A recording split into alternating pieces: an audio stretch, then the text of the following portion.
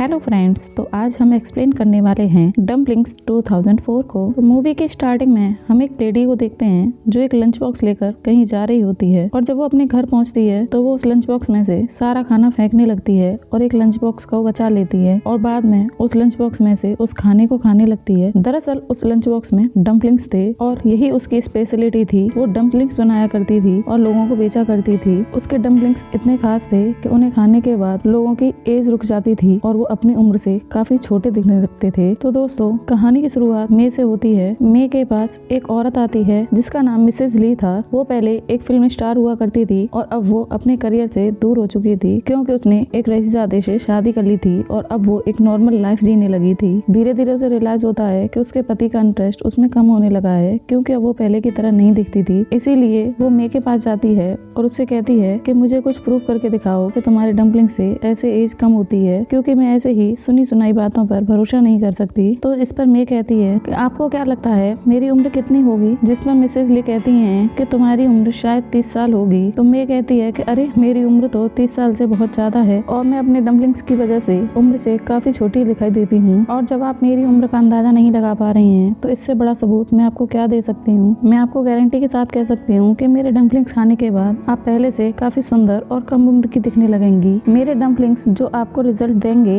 आपकी ब्यूटी के रिगार्डिंग, वो आपको कोई सर्जरी या ब्यूटी ट्रीटमेंट नहीं दे सकता। आप कितने भी इलाज करा लीजिए, आपको वो रिजल्ट नहीं मिलेगा। उम्र का बढ़ना तो एक प्रोसेस है जो कि हम सबके साथ होता है। इस प्रोसेस को रोकने के लिए कोई बाहर का ट्रीटमेंट काम नहीं कर सकता, ये अंदर से ही किया जाता है। और फिर मिसेज ली मान भी जाती हैं और फिर मे ले के सामने अपनी डम्पलिंग्स बनाकर पेश करती हैं। पहले तो मिसेज ले थोड़ा झिझक रही थी, पर जब वो इसके रिजल्ट के बारे में सोचती हैं तो फिर वो इसे खा लेती हैं। वो सोचती हैं कि मेरे लिए आखिरी ऑप्शन है, क्या पता मुझ पर भी कोई मिरेकल हो जाए। और फिर ऐसे ही हर रोज वो मे के घर आती हैं और इन डम्पलिंग्स को खाने लगती हैं। उसे कहीं ना कहीं इस बात की भनक लग जाती है कि मिसेज ले इसमें कोई मीट मिलाती हैं, पर वो इस सब में कुछ ज्यादा नहीं पड़ती क्योंकि उसे कुछ नहीं जानना था। उसे तो अपनी ब्यूटी के लिए बेस्ट रिजल्ट चाहिए था, वो भी बहुत जल्द। जैसे मे दावा कर रही थी, डम्पलिंग से उसकी मुश्किल का हल नजर आ रहा था और मिसेज ले ने ये नोटिस किया कि उसका हस्बैंड अब दूसरी औरतों में कुछ ज्यादा ही इंटरेस्ट लेने लगा है और बाहर ट्रिप पर जाने लगा है। मिसेज ले को सब कुछ अच्छे से पता था, लेकिन वो उससे कुछ नहीं कह पा रही थी और इसलिए वो काफी तकलीफ में थी और सैड रहकर अपनी जिंदगी जी रही थी। ज्यादा वो कुछ कर नहीं सकती थी। अगर अपने हस्बैंड से इस बारे में ज्यादा सवाल करेगी तो वो उसे भारी अमाउंट में पैसे देगा और अपना मुंह बंद रखने के लिए कह देगा, जबकि उसे अपने हस्बैंड से न पैसे चाहिए थे न शानो शौकत। वो अपने हस्बैंड से सिर्फ प्यार और अटेंशन की उम्मीद करती थी। पहले मिसेज ले को डम्पलिंग्स जैसे डिश पसंद नहीं थे, पर मजबूरी की वजह से उसे ये सब खाने पड़ रहे थे और अब वो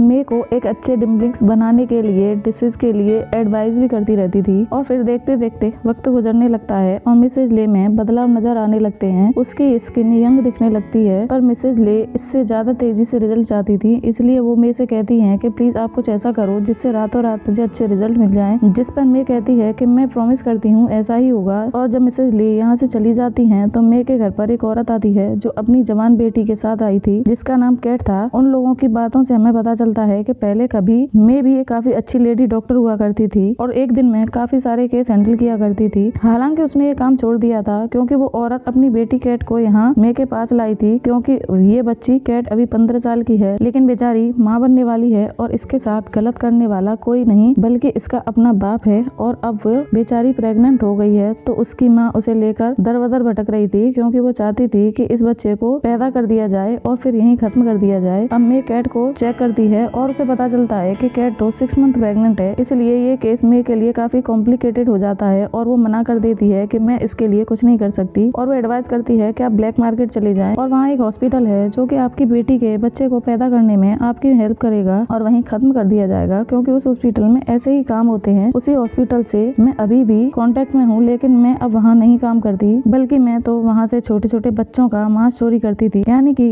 वो अपने डम्पलिंग्स में जो खास चीज डालती थी वो बच्चों का मांस होता था। उधर मिसेज ले को पता था कि उसके हस्बैंड का चक्कर एक होटल के स्टाफ से चल रहा है और वो रात में उसके कमरे में आती है और वहीं रुक जाती है। मिसेज ले ये सब बर्दाश्त नहीं कर सकती थी, इसलिए वो मे को अपने घर बुलाती है और समझाने की कोशिश करती है कि देखिए, मेरा घर और मेरे हस्बैंड के अलावा मेरा कोई नहीं है, मैं अपनी फैमिली बढ़ाना चाहती हूँ, पर पता नहीं किस प्रॉब्लम की वजह से मैं मां नहीं बन पा रही। अब उसकी मायूसी देखकर मे फैसला करती है कि कुछ भी हो जाए वो उसकी हेल्प करेगी। और उधर कैट की तबीयत भी खराब होने लगी थी और अब उसके प्रेगनेंसी के सिम्टम्स दिखने लगे थे, जिस वजह से उसकी माँ बहुत परेशान परेशान थी, इसलिए मे उसकी हेल्प करने का फैसला करती है और नेक्स्ट डे वो कैट और उसकी माँ को अपने घर बुलाती है और कैट का बच्चा पैदा भी कर देती है, और वो भी बिना किसी नशे की दवाई के। इससे कैट को तकलीफ तो बहुत हुई, पर उसका बच्चा बाहर आ गया था, जिसे देखकर मे के चेहरे पर अजीब सी मुस्कुराहट आ गई, क्योंकि वो इस बच्चे को देखकर सोचती है कि मुझे यही तो चाहिए था, जिसके जरिए वो मिसेज ली की जवानी को वापस ला सकती है, क्योंकि बच्चा एकदम सेहतमंद होता है। सबसे पहले जो अपने डम्पलिंग्स में मिलाया करती थी वो भी छोटे बच्चे का मांस ही तो था, जो वो उस हॉस्पिटल से चुराती थी, पर वो सारे बच्चे कम हाइट के थे, लेकिन ये बच्चा 5th मंथ का था और अच्छी ताकत थी, जिससे मिसेज ली रातों रात जवान हो जाएगी, जैसा उसका सपना है। ये तो बिल्कुल जादू की तरह काम करेगा, इसलिए मैं अब इस बच्चे के मांस को अपनी फ्रिज में स्टोर कर देती हूँ। फिर अगले दिन मिसेज ले उसके घर आई कि आखिर मैं अपने डम्पलिंग्स में मिलाती क्या है, वो जानने के लिए उससे सब्र नहीं हुआ। वह दबे पांव किचन में जा पहुँचती है, जहाँ मैं मांस को बारीक पीसने की तैयारी कर रही थी। यह देखकर मिसेज ले इतना ज्यादा डर जाती है कि वह फौरन वहाँ से भाग जाती है। अब यहाँ तक की सोच कर भी उल्टी आ रही थी कि वो इतने टाइम से एक बच्चे का मांस खा रही थी, मगर फिर वो अपने हस्बैंड और उसके बारे में सोचती है। जैसे जैसे उसकी उम्र बढ़ रही है, ये सब चीजें भी जा रही हैं। अगर ऐसे ही चलता रहा तो उसका हस्बैंड एक दिन उसे पक्का छोड़ देगा, और अगर इस सिचुएशन में यही प्रॉब्लम का सॉल्यूशन है तो क्यों ना मैं इस सब को कंटिन्यू करूं। और फिर मिसेज ले ये डिसाइड करती है कि वो बच्चे के मांस वाले डम्पलिंग्स खाना कंटिन्यू रखेगी, जिससे कि वो जल्दी से जवान हो जाए। और फिर वो मे के घर वापस आती है, और जहाँ मे मांस वाले डम्पलिंग्स बना रही थी उसे खाने के लिए दे देती है। अब इतने अच्छे रिजल्ट्स का सोचकर मिसेज ले उन डम्पलिंग्स को खाती है, बल्कि एंजॉय भी करती है। हर एक बाइट में वो उसको देख रही थी और वादा कर रही थी ये डम्पलिंग्स तुम्हें जरूर वैसा बना देंगे जैसा कि तुम बनना चाहती हो। अब मिसेज ले उसकी बातों और इन नए तरीकों से डम्पलिंग्स खाकर बहुत अच्छा महसूस कर रही थी। और फिर कुछ दिन बाद मिसेज ले में सच में बदलाव आने लगते हैं। अब मिसेज ले इतनी ज्यादा अट्रैक्टिव और जवान लग रही थी कि उसका हस्बैंड भी उसे देखने लगता है और नजर नहीं हटा पाता। उसकी तारीफ भी करता है कि तुम बहुत प्यारी लग रही हो। इससे मिसेज ले काफी खुश हो जाती है और दोनों इतने टाइम के बाद साथ में अच्छा वक्त बिताते हैं। और अब मिसेज ले सोचती है कि मेरी जिंदगी एक बार फिर से खुशहाल हो गई है, क्योंकि उसका हस्बैंड अब पूरा ध्यान उसकी तरफ देने लगा था। लेकिन ये बात भी तो सच है कि हर चमत्कार के साइड इफेक्ट भी होते हैं, यानी कि इसके बुरे रिजल्ट भी थे। मिसेज ले अपने घर पार्टी रखती हैं, जहाँ सारे दोस्त और रिश्तेदारों को बुलाती हैं। मिसेज ले की खूबसूरती को देखकर सब लोग उसकी बहुत तारीफ करते हैं, लेकिन जब वो सबके बीच आकर बैठती है तो उन्हें मछली की बदबू आने लगती है, जो मिसेज ले के जिस्म से आ रही थी। इस वजह से मिसेज ले को काफी शर्मिंदगी का सामना करना पड़ता है। वो पार्टी छोड़कर बाथरूम में खुद को बंद कर देती है और अच्छे से नहाती है। वो सोचती है कि आखिर में मेरे साथ ऐसा क्यों हो रहा है। वो सोचती है कि मैं उसके साथ ऐसा कैसे कर सकती है। उसे इन साइड इफेक्ट्स के बारे में पहले उसे बता देना चाहिए था, इसलिए वो मेरे को कॉल करती है और सब कुछ बता देती है। मैं उससे कहती है कि मुझे खुद इन साइड इफेक्ट्स के बारे में पता नहीं था, क्योंकि ऐसा कुछ मेरे साथ तो कभी हुआ नहीं है। तुम्हारे जिस्म से पहली बार ऐसी कोई चीज हुई है, इसलिए ऐसा हुआ है, और तुम ज्यादा परेशान ना हो। उसकी बातों से मिसेज ले अब कुछ रिलैक्स हो जाती है, पर वो इस बात से अनजान थी कि बाहर खड़े उसके हस्बैंड ने दोनों की सारी बातें सुन ली हैं। उसके हस्बैंड को उस पर पहले से डाउट था कि उसकी वाइफ कुछ अलग ही ले रही है, जिससे कि वो इतनी अट्रैक्टिव दिखने लगी है। फिर वो अपनी बीवी के बारे में इंफॉर्मेशन निकालता है, और अगले दिन वो फिर मे से मिलने पहुंच जाता है, और मे उसे डम्पलिंग खिलाती है। ले के हस्बैंड को पता चल गया था वो एक आदमखोर है, जो कि मांस खाने की वजह से इतनी खूबसूरत और दूसरे के साथ भी यही सब कर रही है। वो डम्पलिंग खिलाकर वो वैसे ही 65 साल की है, लेकिन लगती है बस के वो सिर्फ 30 साल की है, और उसे इस चीज से कोई फर्क नहीं पड़ता कि मे 65 साल की है। वो तो एक नजर में ही मे को देखते ही पसंद करने लगा था, इसलिए वो उसके साथ रिश्ता बना लेता है, और मे वो उसे जाल में फंसा कर वह उसके साथ रिश्ता बना लेती है, क्योंकि वो ये मौका गंवाना नहीं चाहती थी। जिसके बाद दोनों एक साथ टाइम गुजारते हैं और दोनों ही पूरी तरह मिसेज ले को नजरअंदाज कर देते हैं। मे को और क्या चाहिए था, इतना अमीर आदमी उसके प्यार में था, और मिसेज ले को भी खूबसूरती से मतलब था, इसलिए वो मे के साथ रहना चाहती थी, क्योंकि अब उसके जिस्म में उस डम्पलिंग्स की आदत लग चुकी थी। अब अगर वो उनको खाना छोड़ देगी तो उसकी जवानी खूबसूरती सब खत्म हो जाएगा, क्योंकि पहले उसे इतनी मुश्किल का सामना करना पड़ा था। उसके जिस्म पर निशान बन रहे थे और रेसेस भी आ रहे थे, और वो मे से जाकर डम्पलिंग्स की डिमांड करती है, लेकिन मे उसकी बातें नहीं सुनती। और उधर मे ने जिसका बच्चा पैदा किया था वो इतने दर्द में थी कि उसकी मौत हो जाती है, क्योंकि मे ऑपरेशन ठीक से नहीं कर पाती। कैट ने इतना दर्द सहा था कि उसमें हिम्मत नहीं रही थी। वो तो एक बच्ची थी, इसलिए वो मर गई, और अपनी बेटी की मौत के बाद उसकी माँ तो जैसे पागल ही हो गई थी, और वो अपने हस्बैंड को उसकी बेटी का मौत का जिम्मेदार बताती है। जिसने उसके साथ गलत किया था वो उसे मार देती है। पड़ोसियों ने इस बात की खबर पुलिस को कर दी। पुलिस ने आकर कैट की मॉम को गिरफ्तार कर लिया, और जब उससे पूछताछ हुई तो उसने पूछताछ में मे का नाम लिया, लेकिन जब तक पुलिस उसे पकड़ने जाती मे अपना सामान पैक करके वहाँ से भाग गई थी। अब मिसेज ले पूरी तरह से फंस गई थी, क्योंकि वो डम्पलिंग्स के बगैर जिंदा नहीं रह सकती थी। अगर जिंदा रही तो उसकी खूबसूरती चली जाएगी। अब वहाँ पर मे तो नहीं थी, और उन डम्पलिंग्स का उसे खुद इंतजाम करना होगा। वो एक रास्ता ढूंढती है। वो उसी हॉस्पिटल का पता लगा लेती है जिसके साथ मे के कॉन्टेक्ट्स थे। उसे पता चलता है कि वो लड़की माँ बनने वाली है और वो 5 माह की प्रेग्नेंट है। क्योंकि ये बच्चा ले को चाहिए था, उसने लड़की से डील की, अगर वो मुझे बच्चा दे देगी तो उसे भारी रकम देगी। वो चाहती थी कि एक तीर से 2 शिकार हो जाएं। अगर ये बच्चा उसे मिल जाता है तो यह लड़की ले को बच्चा नहीं दे पाएगी, वो इसे छोड़ देगा और मेरे रास्ते का यह कांटा भी खत्म हो जाएगा। और वैसे भी उसे बहुत उम्मीद थी कि ये लड़की उस दौरान मारी जाएगी और अगर वो बच्चा उसे मिल गया तो उसकी हेल्प से उसकी जवानी बरकरार रहेगी, जिसके लिए वो लड़की मान जाती है और मिसेज ले इसे लेकर लेडी डॉक्टर के पास जाती है और इस बच्चे को पैदा करवाती है, बिल्कुल वैसे ही जैसे मैंने करवाया था, बगैर किसी नशे की दवाई के, क्योंकि उसे ये बच्चा बिल्कुल सेहतमंद चाहिए था और उसकी सोच के मुताबिक ही होता है। लड़की इस प्रोसेस के दौरान मारी जाती है और अब वो बच्चा ले जाती है और उसे पीसने के लिए चॉपर उठाती है, जिसके बाद वो इसे खा जाएगी। और लास्ट में मिसेज ले खूबसूरत होने के चक्कर में एक कातिल भी बन गई और अब उसे किसी की भी जरूरत नहीं थी, वो इस प्रोसेस को खुद कर सकती थी, क्योंकि पैसों के बदले उसे बच्चा मिल जाएगा जिसे खाकर वो हमेशा खूबसूरत रहा करेगी। और इसी खतरनाक मंजर के साथ इस मूवी का एंड हो जाता है। तो दोस्तों, अगर आपको मूवी अच्छी लगी हो तो प्लीज एक लाइक और सब्सक्राइब जरूर करें। Thank you guys.